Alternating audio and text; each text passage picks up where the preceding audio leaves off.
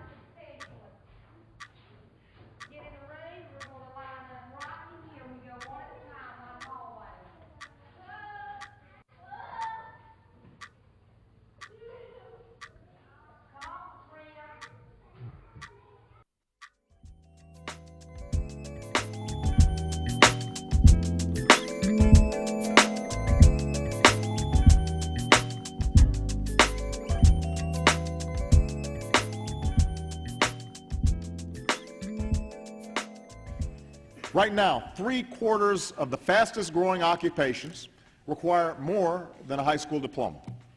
And yet just over half of our citizens have that level of education. We have one of the highest high school dropout rates of any industrialized nation.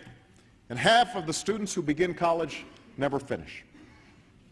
I think one big problem is that I don't see a lot of the issues that are happening in young people's lives being addressed in their education.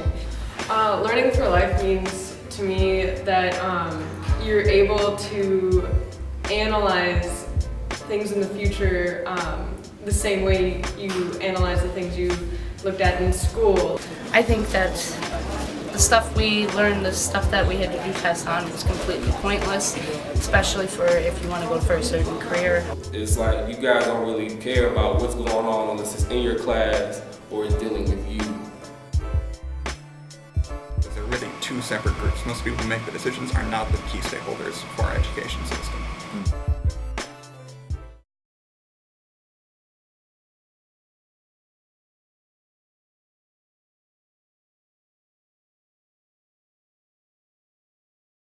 So the decision makers are going to be the people in the legislature who can force ed policy through, the people at the state and federal Department of Education.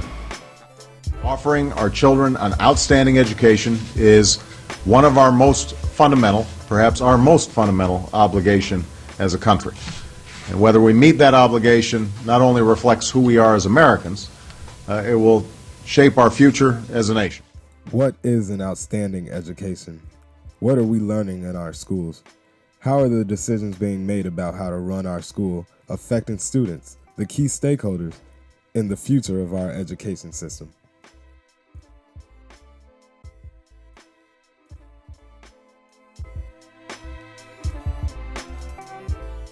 No Child Left Behind really accomplished two major things in education policy. One, it solidified the idea of testing as being one of the core components of how we evaluate education systems in schools today.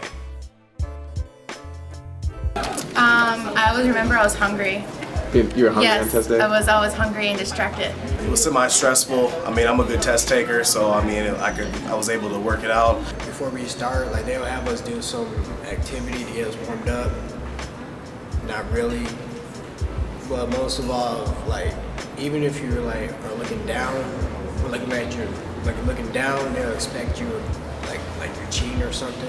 When they put the test in front of you, it's like I wasn't expecting the questions that we got, because some of the questions that they prepare us for weren't what we were expecting. When I heard about the test day piece, I thought immediately of the race categories of the bubbles when you fill in your race. Pretty much hand you a piece of paper and expect you to do it and all that stuff. Usually we go around and we say our names and one thing we're concerned about in our grade. So I'll start. I'm Tasia. I'm in 8th grade and I'm concerned about homophobia. I'm Zaria and I'm in 8th grade and I'm concerned about racism.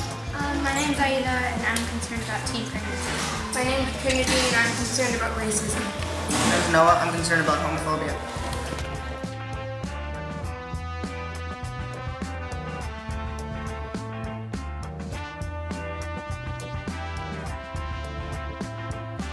A lot of adults who are in that position of privilege and power over youth aren't asking young people what's going on in their life, or aren't asking them about what issues are relevant to them. The kids should tell me what they want to know. I think that's most important, because that's what they're going to want to learn. Focus more on like what the students are going through in their life and apply it to I like it because the school's really small, so everybody knows everybody and like everybody gets along. It's kind of like a family. I like the school because it's like we learn things that people wouldn't learn about necessarily in high school and college. I like that everybody here learns at their own pace. I like the school because we learn like history like most other schools don't. I like this school because we actually learn the real history, not like the fake history, because some schools like teach history that's not even true. And we need schools that help us learn for life rather than teaching to the test.